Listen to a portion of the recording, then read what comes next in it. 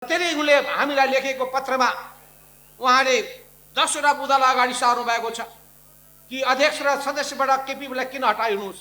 तपाईले नेकपा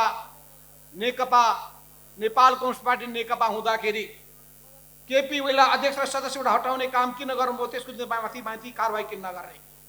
तपाई निर्वाचन आयोगमा किन जानुभयो, तपाई माथि कारबाही किन नगर्ने। तपाईले निर्वाचन आयोगमा गएर पार्टी फुटाउन कस्ता कस्ता कहाँ आए केपी ओली मेरो सामने। इनका 2 दिनका चुरी फुरीहरू त्यो प्रधानमन्त्रीको कुर्सीमा बस्दासम्मको मात्रै हो। प्रधानमन्त्रीको कुर्सीबाट जब यिनी सडकमा उत्रिनेछन् केपी ओली प्रवृत्तिको हावा खुस्किनेछ कि हामी तर्सेका छौं। केपी ओलीको स्पष्टीकरणबाट तर्सेका छैनौं। मैदान छोडेर भाग्नेवाला छैनौं। पार्टी हामी फुटाउँदैनौं। पार्टी फुटाउने केपी ओली हुन्। पार्टी फुटाउँछन् भने कसले भने केपी ओलीले फुटाउँछन्, हामीले पार्टी फुटाउँदैन। अब केपी ओलीले जाल झेल गरेर कानुनी हिसाबले कब्जा गरे भने विचार गरौँला, होइन भने नेकपा एमाले हाम्रो हो। केपी ओली बिमाले हुन् सीमाले हुन्, उनी यो पार्टी छोडेर गए हुन्छ। के केपी ओलीको टाङ मुनि छिर्ने बाटोमा जाने हो? यो कुरा हामीलाई किमार्थ मंजूर छैन। त्यस हुनाले केपी ओलीको यो कथित स्पष्टीकरण, केपी ओलीको यो कथित स्पष्टीकरणबाट हामी तर्सिएका छैनौं, हामी आतंकित भएका छैनौं। त्यसको सामना गर्न तयार छौं।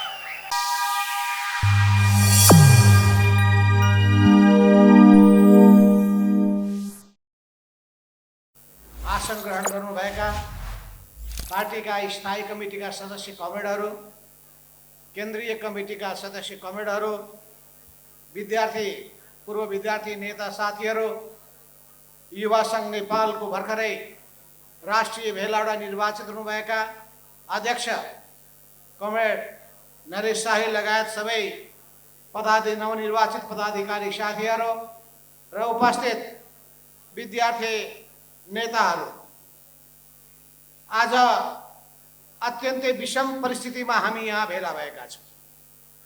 तपाईहरु सबैलाई थाहा छ, नेपाली जनताको प्यारो party Nepal communist party UML अहिले गम्भीर संकटबाट गुज्रिरहेको छ र पार्टीका सम्पूर्ण कार्यकर्ताहरू चिन्तित पनि छन्। पार्टीको अध्यक्षले यो पार्टीलाई कहाँ पुर्याउन खोजिरहेका छन्, यो प्रश्न सबैको दिमागमा घुमिरहेको छ। यस्तो बेलामा यो भेलाको आयोजना गरिएको छ। यस भेलामा तपाईहरुको यो संगठन अन्तर्राष्ट्रिय जुन हामीले पछिल्लो कालमा सुरु गर्दाखेरि 2036 सालमा सुरु गर्दाखेरि अखिल पाँचौं भन्ने नाममा अत्यन्तै लोकप्रिय थियो र अन्तर्राष्ट्रियको सुरुवात गर्ने एकजना नेताको यहाँ मैले अभाव खट्किरहेको मैले महसुस गरेँ। विश्वकान्त मैनालीजी, उहाँलाई पनि तपाईहरुले बोलाउनु पर्दथ्यो। सम्भवतः निम्तो दिनुभएको थियो तर के कति कारणले आउन सक्नु भएन। उहाँ अन्तर्राष्ट्रियको संस्थापक नेता हुनुहुन्थ्यो। उहाँ पनि यो सिङ्गो अभियानमा मलाई लाग्दछ हामीहरुकै साथमा हुनुहुन्छ र पाँचौं अधिवेशनदेखि पाँचौं सम्मेलनदेखि झन्डै समयमा नै यसका प्रत्येक राष्ट्रिय सम्मेलन हुँदै गए। सुरुको समयमा यसलाई राष्ट्रिय सम्मेलन भनिन्थ्यो। पाँचौं पछि छैठौं, 36 पछि 38, 38 पछि 40, 40 पछि 42, यही क्रममा तपाईहरुले यो संगठनलाई व्यवस्थित रूपमा सञ्चालन गर्दै आउनुभयो। तर त्यो संगठनको अन्तर्राष्ट्रियको पाँचौं राष्ट्रिय सम्मेलनबाट निर्वाचित हुनुभएका विद्यार्थीहरूका, जसरी शिक्षकको भीष्म पितामह बद्री खतिवडा भन्छौं, विद्यार्थीहरूको पनि भीष्म पितामह हुनुहुन्छ टंक कार्कीजी। अहिले पनि युवै देखिनुहुन्छ। त्यस बेलामा म सम्झिरहेको छु, एउटा टिम थियो त्यतिखेर। अध्यक्ष हुनुहुन्थ्यो टंक कार्की, उपाध्यक्ष हुनुहुन्थ्यो भीम न्यौपाने, डाक्टर भीम न्यौपाने, अनि महासचिव हुनुहुन्थ्यो रामचन्द्र आचार्य र भीम रावल त्यो बेला पार्टीको हाम्रो टिमको सचिव हुनुहुन्थ्यो। त्यो हाम्रो व्यवस्था थियो त्यतिखेर। म अहिले पनि सम्झिरहेको छु त्यो न्युक्लियसको माध्यमबाट हामीले अनराशिलाई सञ्चालन गर्ने गर्दथ्यौँ र अनराशि सञ्चालन गर्ने जिम्मेवारी पार्टीको तर्फबाट तत्कालीन नेकपा मालेको तर्फबाट मैले नै पाएको छु। संजोगले म पनि विद्यार्थी नेता थिएँ एक समय। गोकर्णजी हुनुभयो युवा नेता, म युवा नेता हुन पाइनँ र विद्यार्थी नेता हुने मैले मौका पाएको थिएँ। तर अनराशि संगठन बनिसकेपछि होइन, अनराशि संगठन या देशभरिका सोबिउ कसरी निर्माण गर्ने भन्ने सन्दर्भमा त्यतिखेर जतिखेर मैले विद्यार्थी आन्दोलनमा हुमिएको थिएँ त्यतिखेर आन्दोलन चलिरहेको थियो। सोबिउ स्थापनाको आन्दोलन 2025-26 सालमा त्यो सोबिउ स्थापनाको आन्दोलनको विधान बनाउने मस्यौदा कमिटीमा म विद्यार्थीबाट निर्वाचित भएर वीरगञ्जको ठाकुरराम कलेजको विद्यार्थीको हैसियतले म निर्वाचित भएर सोबिउको विधान निर्माण गर्ने कमिटीमा थिएँ। संजोग भन्नुपर्दछ, मनमोहन अधिकारीका भाइ जगतमोहन अधिकारी त्यो कलेजको प्रिन्सिपल हुनुहुन्थ्यो र त्यही कलेजबाट हामीले विद्यार्थी आन्दोलनलाई सुरु गर्ने सन्दर्भमा म पुष्पलाल समूहको पार्टी सदस्य भएको थिएँ 2026 सालमा। कलेजमा मैले पहिले पाइला टेकेको थिएँ 2024 सालमा। मेरो उमेर 24 सालमा कति थियो होला सम्झिनुहोस्। भर्खरको युवा, अहिले पनि म युवा नै आफूलाई ठान्दैछु।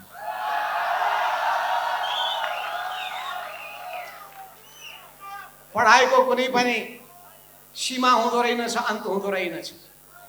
हाम्रो भीम रावलले भर्खरै पिएचडी गर्नुभयो, भीम न्यौपानेले पिएचडी गर्नुभयो, अरू पनि को अहिले पिएचडीको क्रममा हुनुहुन्छ थाहा छैन। हाम्रो टङ्क कार्कीजी राजदूत भएर उतातिर समय उता बिताउनु भएको अहिले अब कविता लेखनमा लाग्नु भएको छ।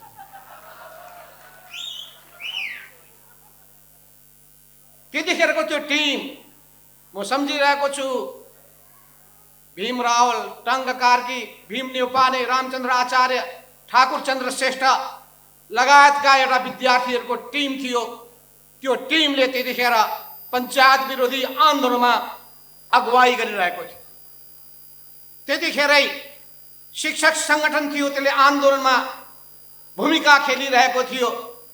र त्यतिखेर मजदुरहरूको सङ्गठन थियो नेसमयु, नेपाल स्वतन्त्र मजदुर युनियन, र त्यसले मजदुर शक्तिलाई परिचालित गरिरहेको थियो।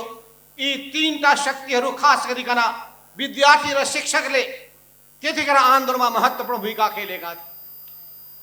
यस अर्थमा त्यो आन्दोलनमा महत्त्वपूर्ण भूमिका खेलेकोमा पञ्चायती व्यवस्थालाई धराशायी पार्नका लागि अत्यन्तै महत्त्वपूर्ण भूमिका खेलेकोमा र पछिल्लो कालमा गणतन्त्रको निम्ति आन्दोलनको सन्दर्भमा म सम्झिरहेको छु। सुरेन्द्र पाण्डे विद्यार्थी इन्चार्ज हुनुहुन्थ्यो त्यतिखेर, राजेन्द्र राई अनराशिको अध्यक्ष हुनुहुन्थ्यो त्यतिखेर। उहाँहरूले गणतन्त्रको नारा घन्काउनु भएको थियो। पार्टीले पनि पार्टीको बैठक बसेर उहाँहरूको त्यो त्यतिखेरको अग्रसरतालाई शाबासी दिँदै गणतन्त्रको नारालाई सदर गरेको थियो र अगाडि बढ्ने काम गरेको थियो। यसका लागि म अनराशिलाई, यसका नेताहरूलाई बधाई दिन चाहन्छु। तपाईँहरूलाई म अभिवादन गर्न चाहन्छु। तपाईँहरूले परसम्मको कुरा सोचेर आन्दोलनमा आफ्नो सम्पूर्ण शक्ति सामर्थ्य जीवन समर्पित गर्ने काममा भूमिका खेल्नुभयो। र अहिलेसम्म भएको अनराशिका जति पनि सम्मेलन छन्, 5औं राष्ट्रिय सम्मेलनदेखि लिएर 22औं राष्ट्रिय सम्मेलनसम्म, पछि यसलाई महाधिवेशन भन्न थालियो क्या होइन ठाकुरजी? राष्ट्रिय सम्मेलन, राष्ट्रिय महाधिवेशन, अनि त्यसखेर हामीले पार्टीको लागि महाधिवेशन भन्ने, अरूको लागि सम्मेलन भन्ने हामीले धारणा बनाएका थियौँ। यस अर्थमा 18वटा सम्मेलन, राष्ट्रिय सम्मेलन, महाधिवेशन भइसकेका छन्। र यी 18वटा राष्ट्रिय महाधिवेशनहरूमध्ये निर्वाचित भएका अध्यक्षहरूमध्ये कति खुसीको कुरा, 18 जना अध्यक्ष मध्ये 12 जना हामीको साथमा अगाडि बढिरहनु भएको छ। 6 जनालाई अझै तान्न बाँकी छ, ल्याउन बाँकी छ। 6 जनाहरूले पुनर्विचार गर्नुहोला। 1 जना त बितिसक्नुभयो, 5 जना मात्रै भन्न सकिन्छ अहिले, रामनाथ ढकाल। यस अर्थमा त्यतिखेरका अध्यक्ष यहाँ ठाकुर गैरे पनि हुनुहुन्छ। थोरै मात्रै आउनुभएछ, अरूलाई पनि बोलाउनु पर्दै थियो, के भएछ? तुलबहादुर गुरुङलाई त मैले बोलाउनै पर्दथ्यो। 101 योद्धाहरू जसले महत्त्वपूर्ण भूमिका खेल्नुभयो, रामकुमारी झाँक्री, त्यसै गरी अरुण नेपाल, योगेश भट्टराई, यी सबै तपाईँहरूका नेताहरू जसले विद्यार्थी आन्दोलन हाँक्नु भएको थियो, विद्यार्थी सङ्गठन सञ्चालन गर्नुभएको थियो, विद्यार्थी नेताहरू तयार गर्नुभएको थियो, जोसिला युवा नेताहरू विद्यार्थीहरू तयार भएका थिए। तिनैहरू पछि गएर पार्टीको आधार बन्न पुगेका थिए, ढाड बन्न पुगेका थिए, ब्याकबोनको रूपमा भूमिका खेल्न लागेको। त्यसो हुनाले अहिले भर्खरै पूर्ववक्ता कमरेडले भन्नुभयो, तपाईँहरूबाट हामीले धेरै आशा गरेका छौँ, तपाईँहरूबाट हामीले धेरै अपेक्षा गरेका छौँ र हामी चाहन्छौँ तपाईँहरू भोलिको पार्टीको जिम्मेवारीमा पुग्नका लागि आफूलाई अहिलेदेखि नै योग्य साबित गर्नुहुनेछ। यतिकै पदको तान रहना थाप गरेर पुग्दैन, त्यसको निम्ति न्यूनतम योग्यताहरू पुरा गर्नुपर्ने हुन्छ तपाईँहरूले। र असल कार्यकर्ता तयार गर्ने पहिलो कारखाना यही विद्यार्थी हो। यही विद्यार्थीको कारखानाबाट हामी जुन कच्चा पदार्थहरू प्रवेश गराउँछौँ त्यही पक्का पदार्थ भएर पार्टीको कार्यकर्ता निर्माण हुन्छ। त्यसो हुनाले हामी चाहन्छौँ यसमा असल व्यक्तिहरूलाई विभिन्न ठाउँको जिम्मेवारीमा अगाडि बढाउने काम गर्नुहोस्। प्रत्येक व्यक्तिहरूले आफूमा के राम्रा कुराहरू छन् त्यसलाई पनि ध्यानमा राख्नुहोस् र आफ्ना कमजोरी के छन् भन्ने कुरामा पनि ध्यान दिनुहोस्। कमजोरी सुधार्नका लागि अग्रसर हुनुहोस्, राम्रा कुरा सिक्नका लागि पनि तत्पर हुनुहोस्। कमजोरी हटाउन नसक्नेले राम्रो कुराहरू ग्रहण गर्न सक्दैन, राम्रो कुरा सिक्न नचाहने मान्छेले आफूलाई विकास गरेर लान सक्दैन।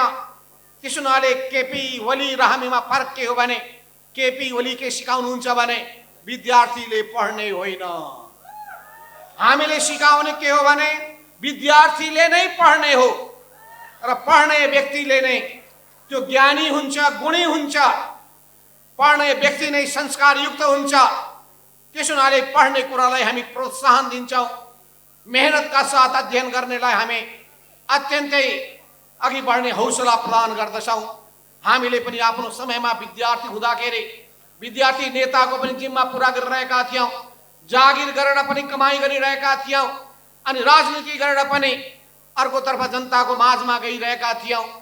अध्ययनलाई पनि साथमा बढाउने अनि राजनीतिलाई पनि साथमा लिएर जाने र जीवनयापन गर्ने कामको निम्ति आफै मेहनत गरेर नोकरी गरेर जीवनयापन गर्ने यस्तो संस्कारबाट हुर्केका हुनाले हामी असल मान्छेको खोजी गर्दछौँ। मैले समय समयमा तपाईँहरूको माझमा भन्ने गरेको छु, त्यतिखेर विद्यार्थीलाई आकर्षित गर्ने हामीले तरिका अपनाएका थियौँ। आफ्नो कलेजमा पढाएका शिक्षकहरूको नोट्स तयार गर्ने र त्यो नोट्सहरू अरूलाई दिने, त्यो नोट्सको आधारमा विद्यार्थीलाई आफूतर्फ आकर्षित गर्ने, पढ्नका लागि उत्प्रेरित गर्ने, मेहनती हुनका लागि उत्प्रेरित गर्ने, असल मानिस बन्नका लागि उत्प्रेरित गर्ने। त्यसो हुनाले मैले तपाईँलाई पहिलो बताउनु पर्ने कुरा भने मेहनतका साथ अध्ययन गर्ने काम गर्नुहोस्। तपाईँहरू विद्यार्थी नै हो, विद्यार्थी त्यो पनि विद्यार्थी भएको हुनाले यसको कामै भनेको अध्ययन गर्ने हो। अध्ययन र राजनीतिको बिचमा तालमेल कसरी मिलाउने एउटा ठुलो चुनौती हुन्छ, तर पढाइ पनि नछुटोस्, राजनीतिक जिम्मेवारी पनि पुरा गर्न सकियोस्। यो दुईटैमा तालमेल कसरी मिलाउने हो त्यसबारेमा तपाईँहरूले आफ्नो समयको व्यवस्थापन गर्न सक्नु पर्दछ। समयको व्यवस्थापन गर्न सक्नुपर्छ। जाँच पनि चलिरहेको छ, यता जिम्मेवारी पनि पुरा गर्नु पर्दाखेरि सङ्गठनले पनि विचार पुर्याउनु पर्दछ। पढाइमा पनि असर नपरोस् र सङ्गठनको काममा पनि असर नपरोस्। यो दुईटैमा कसरी तालमेल मिलाउने हो भन्ने बारेमा ध्यान पुर्याउनु पर्दछ। किनभने हामीलाई थाहा छ सानो बच्चादेखि नै हामी जसरी हुर्काउँछौँ, बाबुआमाले जसरी हुर्काउँछन् त्यो बच्चाको दिमागमा जुन प्रभाव पर्छ, इम्प्रेसन पर्छ, त्यो जीवनको अन्तिम समय पनि त्यो कायम रहिरहन्छ। त्यस हुनाले राम्रो कुरा हामीले सिकाउनुपर्छ, राम्रो भावना जगाउनुपर्छ, राम्रो संस्कार दिनुपर्छ, राम्रो बानी बेहोरा ग्रहण गर्नका लागि उत्प्रेरित गर्नुपर्दछ। त्यस हुनाले हामी र केपी ओलीमा रहेको आधारभूत आधारभूत भिन्नता के हो भने केपी ओली को प्रवृत्ति छुट्टै छ। उहाँको प्रवृत्ति के छ भने व्यक्तिवादी प्रवृत्ति छ। हाम्रो प्रवृत्ति के छ भने सामूहिकतावादी प्रवृत्ति छ, एकतावादी, आफूलाई व्यक्तिवादी, आफूलाई केन्द्रमा राखेर चल्ने प्रवृत्ति केपी ओलीमा छ। हामीले संगठनलाई केन्द्रबिन्दुमा राखेर चल्ने कुरालाई प्रोत्साहित गर्दछौँ। हामीमा त्यो संगठनवादी प्रवृत्ति रहेको छ। त्यस हुनाले दुईटामा रहेको भिन्नतालाई तपाईले बुझ्नै पर्छ। कतिपयलाई थाहा छैन के हो झगडा, केपी ओली र यता अर्को समूहको बीचमा के हो, द्वन्द्वको कारण के हो, विवादको कारण के हो। कतै पदको हानाथाप त होइन, कतै स्वार्थको बाजाबाज त होइन, कतै व्यक्तिका अहंकारहरू टक्राइरहेका त होइनन्। यस्ता खालका कुराहरू तपाईका मनमा पर्न सक्छन्। कतिपयले पारेको हुन सक्दछ, कतिपयले प्रचार गरेको हुन सक्दछ। यी कुनै पनि भ्रममा तपाईहरू नपर्नुहोस्। त्यसो हुनाले भर्खरै भीम रावल कमरेडले बताउनु भयो, विगतका केही सन्दर्भ राख्नु भयो। सुरेन्द्र कमरेडले बताउनु भयो, केही सन्दर्भहरू अगाडि सार्नु भयो। ती सबै सन्दर्भमा म जान चाहन्न। हामी आज यो अवस्थामा आइपुगेका छौँ। र आज एकजनाले बडो विनम्र भावले मलाई भन्दै हुनुहुन्थ्यो, कमरेड केपी ओलीसँग मिल्नका लागि के गर्नु पर्यो भने उहाँले जे कारबाही गर्नुहुन्छ सहेर भए पनि, पार्टीबाट निकालिदिनुहुन्छ भने पनि, पार्टीबाट निकालिए पनि चुप लागेर सहेर बसिदिनुहोस्। के त्यही बाटोमा हामी जाने हो? के घुँडा टेक्ने बाटोमा हामी जाने हो? हामी के आत्मसमर्पणको बाटोमा जाने हो? के केपी ओलीको टाङ मुनि छिर्ने बाटोमा जाने हो? यो कुरा हामीलाई किमार्थ मन्जुर छैन। त्यस हुनाले केपी ओलीको यो कथित स्पष्टीकरण, केपी ओलीको यो कथित स्पष्टीकरणबाट हामी तर्सिएका छैनौँ, हामी आतंकित भएका छैनौँ। त्यसको सामना गर्न तयार छौँ। आज मैले एउटा पत्रिका पढेँ। पत्रिकामा लेखेको रहेछ माधव नेपाल अलमलमा, माधव नेपाल दुविधामा। माधव नेपाल कहिले अलमलमा पर्दैन, दुविधामा पनि पर्दैन। चुनौतीको सामना गर्दै अगाडि बढ्छ। कस्ता कस्ता कहाँ आए केपी ओली मेरो सामने। त्यस हुनाले केपी ओलीसँग लड्ने कुरा कुनै ठुलो गाह्रो कुरा होइन। यिनका 2 दिनका चुरी फुरीहरू त्यो प्रधानमन्त्रीको कुर्सीमा बस्दासम्मको मात्रै हो। प्रधानमन्त्रीको कुर्सीबाट जब यिनी सडकमा उत्रिनेछन्, केपी ओली प्रवृत्तिको हावा खुस्किनेछ। त्यसो हुनाले पत्रकार साथीहरू, मलाई तपाईले अझै बुझ्नु भएकै रहेनछ। तपाईहरुलाई मैले आफ्नो इतिहास बताउन पाएकै छैन। मैले वीरेन्द्र राजा हुँदाखेरि कसरी डिल गरेका थिएँ, ज्ञानेन्द्र हुँदाखेरि कसरी डिल गरेका थिएँ तपाईलाई सुनाउनै पाएको छैन। गिरिजा प्रसाद कोइरालासँग कसरी डिल गरिएको थियो, कृष्ण भट्टराईसँग कसरी गरिएको थियो, अनि गणेशमान सिंहसँग कसरी गरिएको थियो, कांग्रेसका नेतासँग, अनि सद्भावनाका गजेन्द्र नारायण सिंहसँग कसरी गरिएको थियो। नेपालको राजनीतिमा के गरियो बताउनै बाँकी छ। त्यतिखेर विदेशी शक्तिले मलाई कति दबाब दिएको थियो, कति धम्की दिएको थियो, त्यो धम्की र चुनौतीको कति सामना गरियो भन्न बाँकी नै छ। पार्टीभित्र कस्ता कस्ता समस्याहरू आइपुगे, ती समस्या र चुनौतीको कसरी सामना गरियो, त्यो सबै फेरि तपाईको बीचमा राख्न बाँकी नै छ। तर यति भन्न चाहन्छु म तपाईलाई, आज एकजना आउनुभयो थियो, कमरेड मलाई रातभरि निन्द्रा लागेन भन्नु। मैले हुनु स्वाभाविक हो, तर मेरो स्वभाव अलि फरक छ। म त आनन्दले रातभरि सुते, आनन्दले। सबै खालका चुनौतीको सामना गर्नुपर्छ भन्ने मेरो मान्यता छ। त्यसो हुनाले आइरहन्छन् चुनौतीहरू। जसरी नदी बगिरहन्छ, यी बाधाहरू आइरहन्छन्। बाधा पन्छाउँदै नदी अघि बढिरहन्छ। यही मान्यताका साथ हामी अगाडि बढ्छौँ।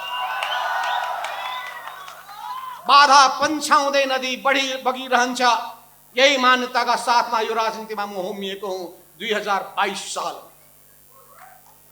2023 सालमा मैले एसएलसी पास गरेको हुँ। यसो हेर्दा हेर्दै 54-55 वर्ष भइसकेका छ। यहाँ अझै मेरो नातिनी पनि कोही छन् भने आइसकेका होला। नातिनीको पनि पनातिनी जन्मिसकेको त्यो पनि छन् होला।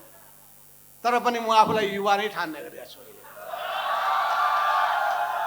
किन भन्दाखेरि युवामा पनि तपाईँभन्दा कम युवा जोस छैन। मैले त सङ्कल्प गरिसकेको छु 77 जिल्ला जानेछु। म 77 जिल्ला जानेछु, सङ्गठन बनाउनेछु। जसरी 32 सालदेखि सङ्गठन बनाउने काम गरियो, चाहे त्यतिखेर सिपी मैनालीसँग होस् या पछिल्लो कालमा जेएन खनालसँग होस् या मदन भण्डारीसँग होस् या त्यसपछि मेरो सहयोद्धाको रूपमा अगाडि बढ्नुभएको प्रदीप नेपाल जस्ता योद्धाहरूको साथमा होस्, ती सबै सन्दर्भमा मलाई साथ दिने योद्धाहरूलाई म सम्झिरहेको छु।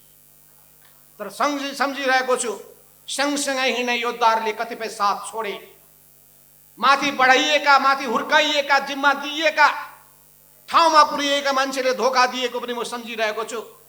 तर त्यसबाट म विचलित भएको छैन। त्यसो हुनाले मलाई एकजनाले भन्नुहुन्थ्यो, कमरेड स्टेजमा बस्दाखेरि अनुहार उज्यालो गर्नुहोस् न, अलि अनिहारो जस्तो भयो, मुसुक हाँसिदिनुहोस्। चाहिँ म हाँस्ने प्रयत्न गर्दै थिएँ। तपाईँहरूमा अलिकता पनि नपरोस् कि हामी तर्सेका छौँ, केपी ओलीको स्पष्टीकरणबाट तर्सेका छैनौँ, मैदान छोडेर भाग्नेवाला छैनौँ। पार्टी हामी फुटाउँदैनौँ। पार्टी फुटाउने केपी ओली हुन्। पार्टी फुटाउँछन् भने कसले भने केपी ओलीले फुटाउँछन्, हामीले पार्टी फुटाउँदैन। पार्टीलाई एकताबद्ध बनाउँछौँ। त्यसो हुनाले हामीले राष्ट्रिय कार्यकर्ता भेलाको आयोजना गरेका थियौँ। त्यो राष्ट्रिय कार्यकर्ता भेलामा हामीले भन्यौँ, हामीले अहिले अगाडि बढ्ने बाटो एकदम प्रष्ट के छ भने 9 महाधिवेशनले अगाडि सारेको राजनीतिक कार्यदिशा। यो 9 महाधिवेशनको दस्तावेज तपाईँहरूले मौका पाउनुहुन्छ भने पढ्नु होला।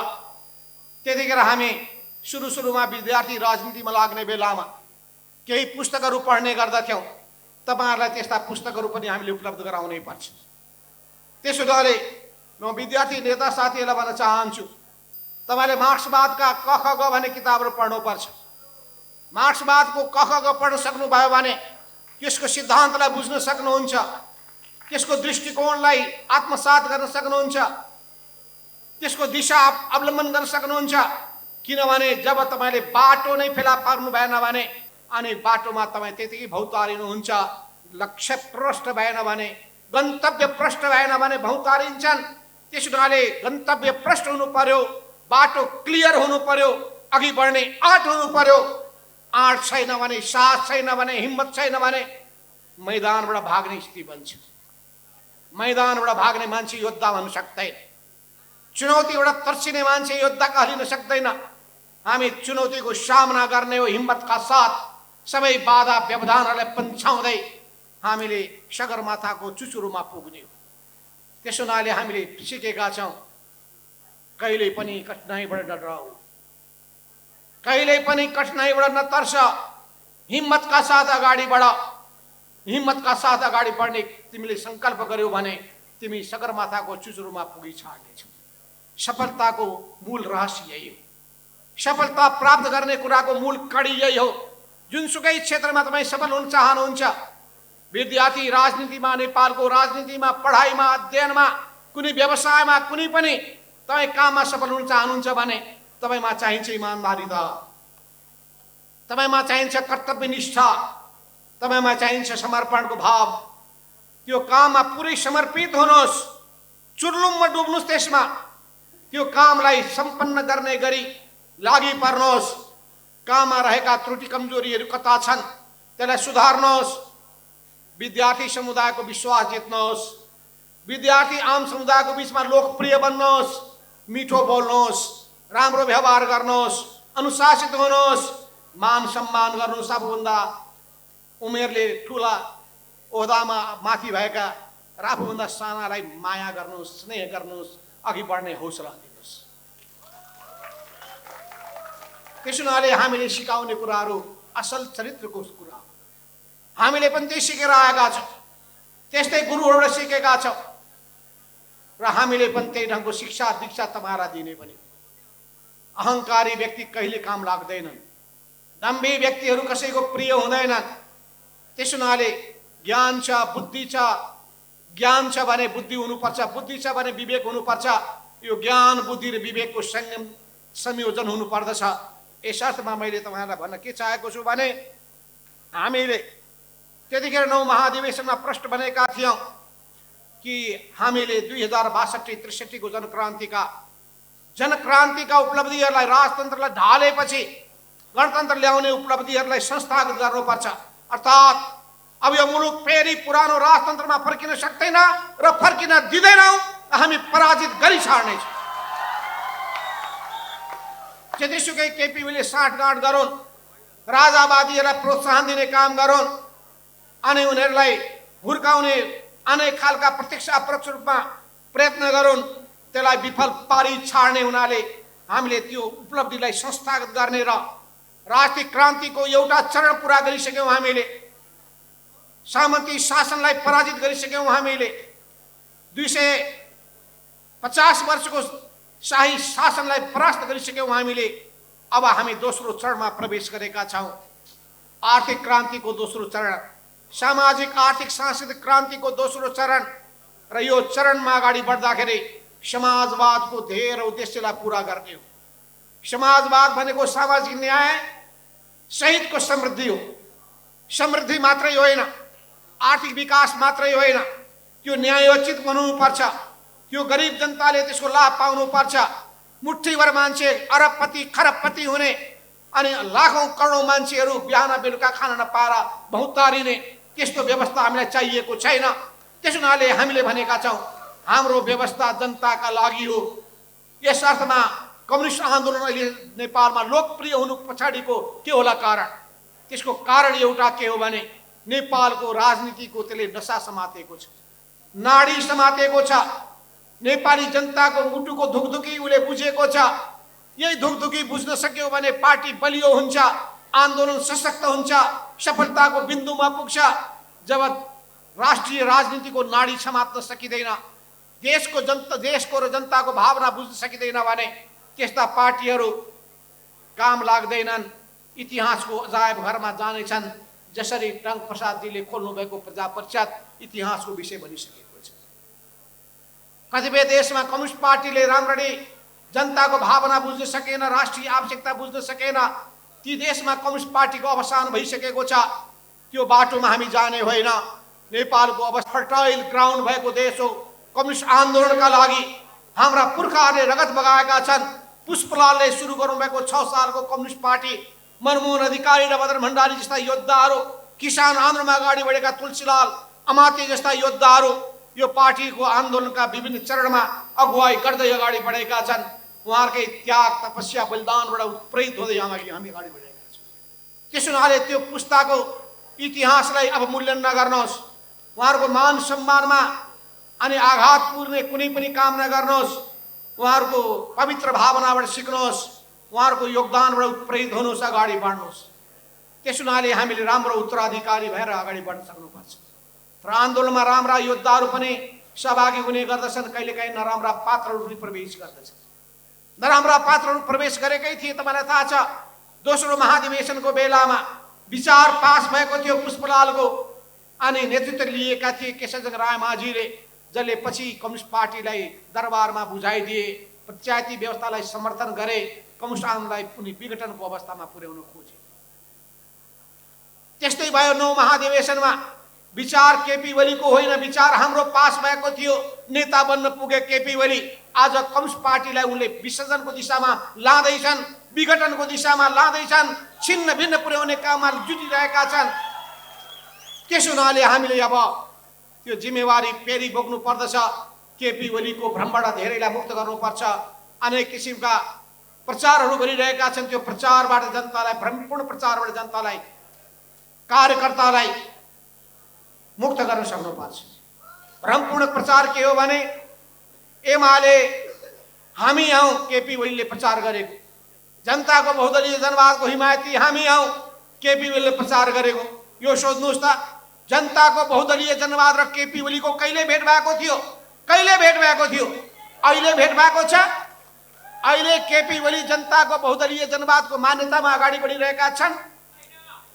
जनताको बहुदलीय जनवादको मान्यता के हो? सबभन्दा पहिलो कुरो भनेको बहुमतको निर्णयलाई मान्नु। उनले बहुमतलाई कुनै टेरेका छैनन्। अहिले पार्टीको तपाईले पहिले पनि पार्टी एकीकरण गरे, नेकपा कम्युनिस्ट पार्टी नेकपा बन्यो। त्यो नेकपामा उनी अल्पमतमा परे। स्थायी कमिटीमा सचिवालयमा अल्पमत 5 जना उनका विरुद्धमा थिए, 4 जना उनको पक्षमा भए। अनि त्यसपछि स्थायी कमिटीमा अल्पमत, उनका पक्षमा थोरै मान्छे थिए। केन्द्रीय कमिटीमा अल्पमत, तब उनले भने सचिवालय भनेको त हुल्लडबाजहरूको संगठन हो। अनि स्थायी कमिटी भनेको त बाहुबलीहरूको संगठन हो रे। अनि केन्द्रीय कमिटी भनेको त सडक छापहरूको संगठन रे। उनले आरोप लगाए। आफ्नो बहुमत नभएको हुनाले हुल्लडबाज भयो, त्यो बाहुबली भयो, त्यो सडक छाप हुन पुग्यो। अहिले उनले के काम गरेका छन्? आफ्नो दासहरू मात्रै राखेका छन्, आसे पासे दासहरू मात्रै। कसैको बोल्ने हिम्मत छैन, कसैको उनको गलत कुराको आलोचना गर्ने हिम्मत छैन। जबकि कम्युनिस्ट पार्टीमा र जनताको बहुदलीय जनवाद मान्नेमा दोस्रो हुनुपर्छ आलोचनाको चेत र आलोचना सुन्ने सहनशीलताको प्रवृत्ति। जनताको बहुदलीय जनवादले माग्दछ। जनताको बहुदलीय जनवादले के माग गर्दछ भने लोकतान्त्रिक चरित्र ग्रहण गर्नुपर्दछ। लोकतान्त्रिक चरित्र भनेको धेरैको कुरा सुन्ने, बहुमतको निर्णयलाई मान्ने, अल्पमतकोलाई सम्मान गर्ने, कमिटीलाई सर्वश्रेष्ठ कमिटीलाई कमिटीको मातहतमा हुने, यो परिपाटीलाई स्वीकार गर्ने कुरा भनेको जनताको बहुदलीय जनवादको चरित्र हो। जनताको बहुदलीय जनवादले 3टा क्षेत्रमा लोकतान्त्रिक रूपान्तरण गर्ने उद्देश्य राखेको हुन्छ। पहिले कम्युनिस्ट पार्टी लोकतान्त्रिक तरिकाले चल्नु पर्दछ, किनभने संसारका अरू देशका कम्युनिस्ट पार्टी एकल तानाशाही पार्टीमा प्रवृत्ति देखिए। त्योभन्दा भिन्न ढङ्गले चलाउनु पर्छ भनेर मदन भण्डारीले अगाडि सार्नुभयो। आज केपी ओलीले त्यही दोहोऱ्याइरहेका छन्। सम्पूर्ण अधिकार केपी ओलीको हातमा केन्द्रित। हिटलर, नेपाली हिटलरको अवतार भएका छन् केपी ओली। त्यसो हुनाले यो जनताको बहुदलीय जनवाद होइन, त्यो केपी ओलीको निरङ्कुशतावादी अधिनायकवाद मात्रै। त्यसो हुनाले त्यसलाई स्वीकार गर्न सकिँदैन। दोस्रो लोकतान्त्रिकरणको दोस्रो कुरो भनेको समाजको लोकतान्त्रिकरण र तेस्रो कुरो भनेको राज्य व्यवस्थाको लोकतान्त्रिकरण।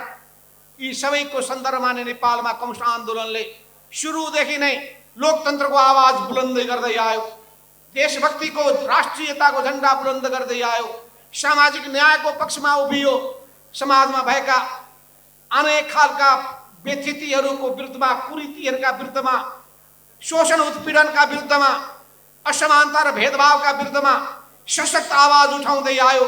र अहिले पनि कम्युनिस्ट पार्टीमा लाग्ने व्यक्तिहरूले सधैँभरि यी 3टा कुरा बिर्सिनु हुँदैन। र 3टा कुरा भनेको राष्ट्रियता, लोकतन्त्र र जनजीविकाको, जनताको सामाजिक न्यायको कुरा हो।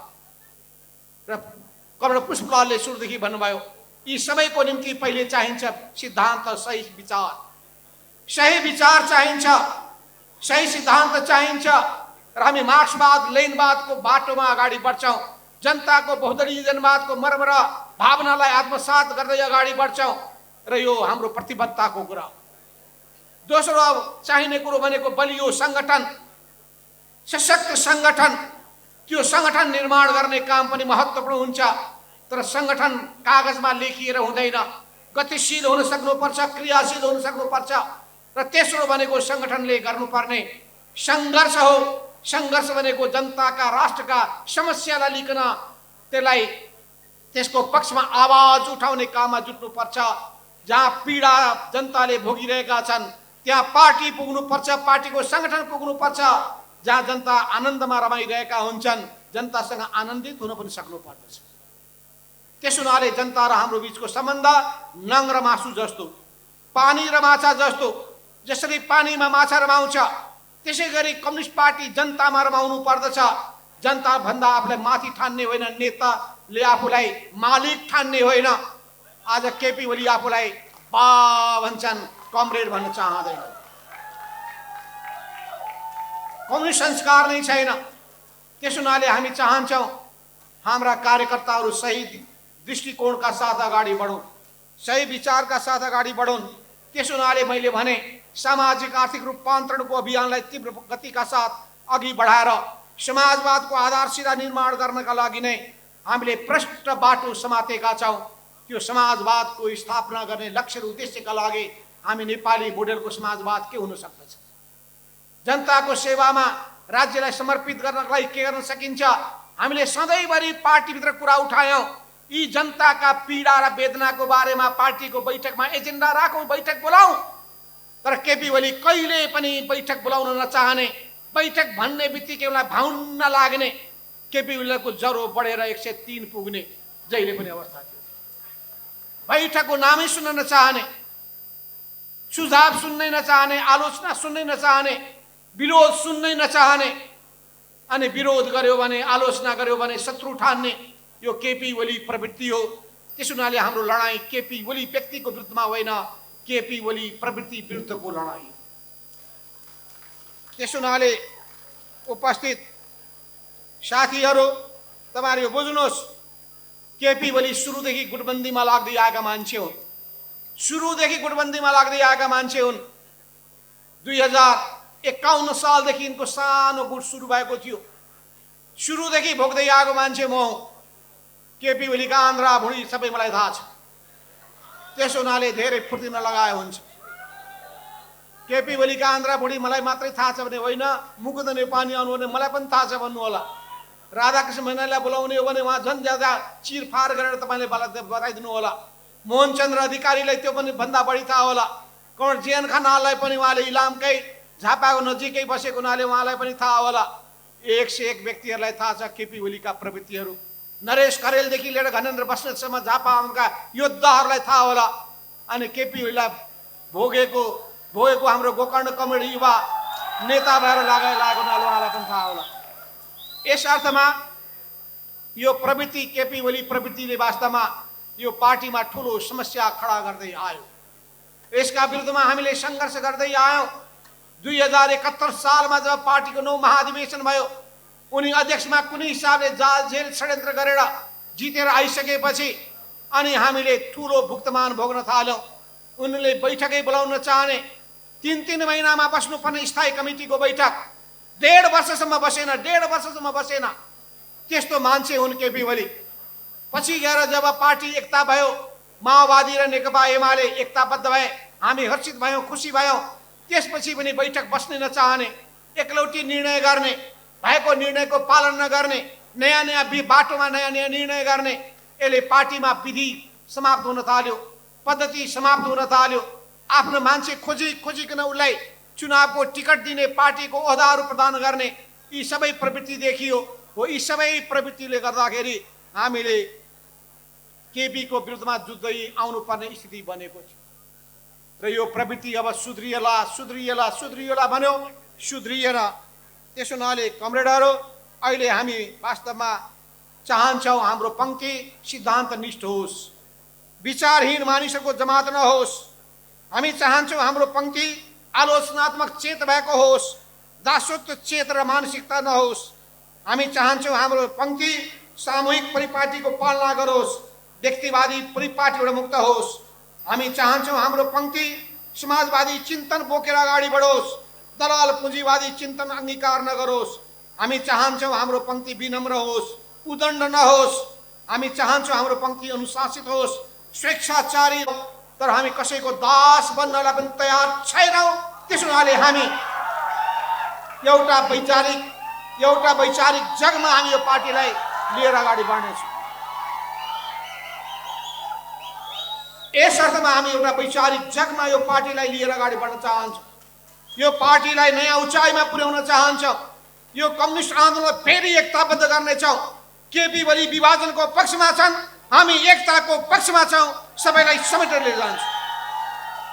र यसको लागि हामी देशभरिका कार्यकर्तामा उत्साह पैदा गर्न चाहन्छौँ। कार्यकर्तामा नयाँ उत्साह पैदा गर्नु अपराध होइन। निराश भएका कार्यकर्तामा आशावाद जगाउने कुरा गलत होइन। कार्यकर्तालाई गतिशील बनाउने कुरा अपराध होइन। कार्यकर्ता गतिशील भयो भने, उत्साहित भयो भने अनि पार्टीमा जीवन आउँछ, ऊर्जा आउँछ र जीवन र ऊर्जा भएको पार्टीले नै जनताको मन र विश्वास जित्न सक्दछ। त्यसो हुनाले पनि अहिले हामीले राष्ट्रिय कार्यकर्ता भेला गरेका थियौँ। तपाईलाई थाहा छ त्यो भेलामा झन्डै 5000 देशभरिबाट कार्यकर्ता आएका थिए। केपी ओलीले के भन्ने गरेका थिए थाहा छ? 200 मान्छे आउँछन् कि आउँदैनन्, के आउँथे भनेका 5000 मान्छे आए। अझै हामीले सबै जनवर्गीय संगठनका केन्द्रीय कमिटीका सदस्यहरूमध्ये पदाधिकारी मात्रै भन्यो, नभए 100 जना मात्रै भयो भने पनि झन्डै 30 वटा संगठन छ, 3000 त त्यही हुने थिए। त्यही हामीलाई 5000 लाई सम्हाल्न कति गाह्रो परेको थियो, ठाउँै पाइएन, स्थानै छैन। बल्ल बल्ल एउटा हामीले ठाउँको व्यवस्थापन गर्यौं, भित्र हलमा अटेनन्। हलभन्दा बढी मान्छे बाहिर हामीले पुरै त्रिपाल टाँगेर राख्नु परेको थियो र बहुत राम्रो व्यवस्था भएको हुनाले एउटा हामीले स्क्रिन राखेका थियौं। त्यो स्क्रिन देखेपछि मलाई सुनाएपछि साथीहरूले त्यो लाग्दथ्यो कि आफ्नो सामुमा स्टेज। कति राम्रो स्क्रिनको व्यवस्थापन थियो भने बाहिर हेर्दाखेरि पनि स्टेज अगाडि जस्तो देखिने। त्यस्तो खालको व्यवस्था गरेको हुनाले अत्यन्तै भव्यताका साथ, नयाँ उत्साहका साथ, ऊर्जाका साथ त्यो हामीले राष्ट्रिय कार्यकर्ता भेला सम्पन्न गर्यौं यही चैत्र 4 र 5 गते। र केपी ओलीले यति राम्रो काम गरेका छौं, उनीबाट पीडित भएका मान्छेमा उत्साह जगाएका छौं, उनीबाट पन्छाइएका मान्छेहरू, निराश भएका मान्छेमा आशा जगाएका छौं। शाबाश गर्नुपर्ने मैले कारबाही गर्छु रे, कारबाही गर्छु।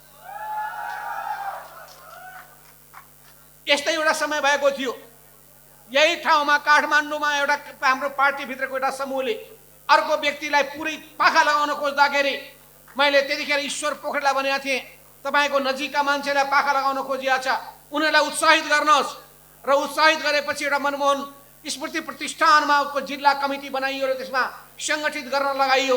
अनि उनीहरूको कार्यक्रम भयो। मैले भने म आउँछु र उनीहरूको पिकनिकमा म जाँदाखेरि कमरेड गएपछि त गुटबाजीहरूको मनोबल बढ्छ भने गुटबाजी होइनन्, तपाईबाट पीडित र पन्छाइएका मान्छे हुन्, ती कार्यकर्ता हुन्, त्यसलाई जोगाउने जिम्मेवारी म पार्टी महासचिव भएको हैसियतले मेरो जिम्मेवारी हो भनेर मैले भने। पार्टी अध्यक्ष भएको मान्छे गार्जियन बन्नुपर्ने होइन, पार्टी अध्यक्ष भएको मान्छेले सिङ्गो पार्टीको चिन्ता गर्नुपर्ने होइन, कम्युनिस्ट पार्टीको नेता भएको मान्छेले कम्युनिस्ट आन्दोलनलाई कसरी एकताबद्ध बनाउनुपर्छ भन्ने कुरा सोच्ने होइन। किनभने लेनी कमरेड पुष्पलालले भन्नुभएको छ, कम्युनिस्ट पार्टीमा नेता प्रधान हुँदैन, नीति प्रधान हुन्छ। नीति प्रधान हुन्छ, नेता प्रधान हुँदैन। नीतिले निरन्तर बाटो देखाइरहेको हुन्छ, नेता भनेको आउने र जाने यसरी बन्छ। कोर्डिनेसन बनाउने नेता अहिले हामीसँग साथमा मूल नेता छैन, हामी छौँ। हामी दुईजना हौँ। सिपी मैनाली जानुभयो, के रोएर बस्ने आयो? हामी अगाडि बढ्यौँ। त्यो बेलामा हामीले कोर्डिनेसन बनाउने 8 जना मध्ये 4 जनाले बाटो छोडेर निस्कनुभयो, अनि बाँकी 4 जनाले पनि त्यतिकै टाउकोमा हात राखेर बसेनौँ। निरन्तर रूपमा हामी अगाडि बढ्दै बढ्दै बढ्दै गइरहेका छौँ। त्यस हुनाले आज त सारा देशको शक्ति यहाँ यहाँ जहाँ देख्यो, अस्ति युवा सङ्घको राष्ट्रिय भेला भएको थियो, कति शानदार भएको थियो। त्यसले अहिले अध्यक्ष लगायतको पदाधिकारी निर्वाचित गरेको छ। त्यो शानदार रूपमा भेला सफल पार्नु भएकोमा म नरेशजी लगायतको सिङ्गो टिमलाई म धेरै धेरै बधाई दिन चाहन्छु। तपाईहरुलाई बहुत राम्रो काम गर्नुभयो, शुभकामना पनि दिन चाहन्छु। आज पनि यही ढङ्गले यो विद्यार्थीहरूको अर्को जमात जागेको छ। युवा र विद्यार्थी जाग्यो भने ठान्नु सबै जागे, किनभने युवा र विद्यार्थी सबै तहमा छन्। त्यही युवा विद्यार्थीबाट मजदुर बन्छ, त्यही युवा विद्यार्थीबाट बुद्धिजीवी हुन्छन्, त्यही युवा विद्यार्थीबाट किसान बन्छन्, त्यही युवा बुद्धिजीवी युवा विद्यार्थीबाट नै सबै संगठनमा जाने कर्मचारीदेखि लिएर सबै समुदायको सङ्घ संस्था बन्छ, सम्पर्क मञ्च बन्छ, पार्टी कमिटीहरू बन्छन्। देशभित्रको नि देश बाहिरको पनि कमिटी त्यसैको आधारमा हुने भएको हुनाले सबै कुराको मियो र जडो भनेको युवा र विद्यार्थी र युवा र विद्यार्थीको यो भेला पार भेला तपाईहरुको उत्साह देखेर हाम्रो मनोबल बढेको छ, उत्साह बढेको छ, मन तरङ्गित भएको छ। त्यस हुनाले तपाईहरुलाई अगाडि बढ्न म आह्वान गर्न चाहन्छु। त्यस हुनाले विद्यार्थी साथीहरू, म फेरि पनि भन्न चाहन्छु कि हामीमा गैर कम्युनिस्ट चरित्र र आचरण केही छ भने खोज्नुहोस्, त्यसलाई हटाउनुहोस्। हामीमा कुनै व्यक्तिवादी गुटवादी प्रवृत्ति छ भने त्यसलाई हटाउनुहोस्। हामीमा कुनै अहङ्कारी प्रवृत्ति छ त्यो हटाउनुहोस् र हामीमा कुनै अराजक प्रवृत्ति छ भने त्यसलाई हटाउनुहोस्। आफूलाई सर्वश्रेष्ठ ठान्ने प्रवृत्ति छ भने पनि हटाउनुहोस्, फराकिलो सोचका साथ अगाडि बढ्नुहोस्। अहिले केपी ओलीले हामीलाई अनेक आरोप लगाएर एउटा स्पष्टीकरण सोधेका छ। हामीले भनेका छौँ जम्मा दुईटा, थाहा छ होइन? महाभारत युद्धको कुरा थाहा छ तपाईँहरूलाई? पाण्डवहरूले जम्मा 5वटा सानो गाउँ पाउँ भन्दाखेरि दुर्योधनले भने 5वटा गाउँ कहाँ दिन्छु म? हस्तिनापुरको शासकको सामु 5वटा गाउँ मान्ने हिम्मत तिम्रो? बडा उनको दम्भ सवार भयो। पछि गएर दुर्योधनका 79 भाइ मारिए, त्यही पनि उसको बुद्धि चेत खुलेन। दुर्योधनको नाश भयो, पाण्डवको जित भयो। त्यस हुनाले सत्य हाम्रो पक्षमा छ, न्याय हाम्रो पक्षमा छ, जनता हाम्रो पक्षमा छन्। त्यस हुनाले हाम्रो जित हुन्छ। त त्यसले उनले हामीलाई लेखेको पत्रमा उहाँले 10वटा बुँदालाई अगाडि सार्नु भएको छ कि अध्यक्ष र सदस्यबाट केपीलाई किन हटाइदिनुहोस्। तपाईँले नेकपा नेपाल कम्युनिस्ट पार्टी नेकपा हुँदाखेरि केपी ओलीलाई अध्यक्ष र सदस्यबाट हटाउने काम किन गर्नुभयो? त्यसको माथि कारवाही किन नगर्ने? तपाईँ निर्वाचन आयोगमा किन जानुभयो? तपाईँ माथि कारवाही किन नगर्ने? तपाईँले निर्वाचन आयोगमा गएर पार्टी फुटाउनका लागि त्यहाँ भन्नुभयो, दबाब दिनुभयो, तपाईँलाई कारवाही किन नगर्ने? तपाईँले राष्ट्रिय भेला गर्नुभयो, त्यसको पनि कारवाही किन नगर्ने? तपाईँले अविश्वासको प्रस्ताव सांसदको हस्ताक्षर गराउनु भयो। 5 पुसको मैले त्यति राम्रोसँग ढङ्गले संसदीय विघटन गर्ने काम गरेका थिएँ, त्यसलाई फेरि बिउताउनलाई किन लाग्नुभयो? यो हानिकारक अनुशासन काम किन गर्नुभयो? तपाईँलाई कारवाही किन नगर्ने? फागुन 23 गतेको फैसला पछिको बैठकमा तपाईँ किन पार्टीको बैठकमा हामीले आयोजना गरेको थाहा छ के? बैठक थाहा छ? हामी कसैलाई सूचनै छैन। पार्टीभित्र तपाईँ अहिले म भनौँ तपाईँहरूलाई, पार्टीमा 15 जना पदाधिकारी मध्ये केपी ओलीको पक्षमा 5 जना पदाधिकारी छन्, हाम्रो पक्षमा 10 जना पदाधिकारी रहेका छन्। जसरी अन्तर्राष्ट्रियमा 12 जना अध्यक्ष तपाईँहरूको पक्षमा, केपी ओलीतिर 6 जना, 12 6 18 दोब्बर हामीतिर छ।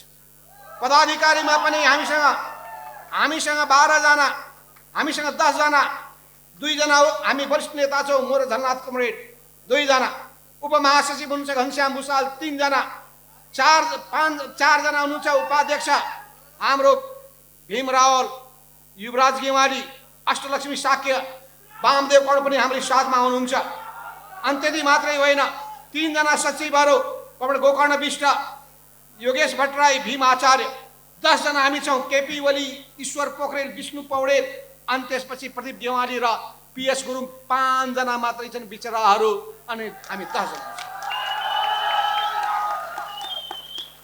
अनि स्थायी कमिटीमा हामी 22 जना छौँ, 12 जना हाम्रो पक्षमा छन्, केपी ओलीसँग 10 जना मात्रै छन्। अनि उनले किन भङ्ग नगर्नु सबै कमिटी?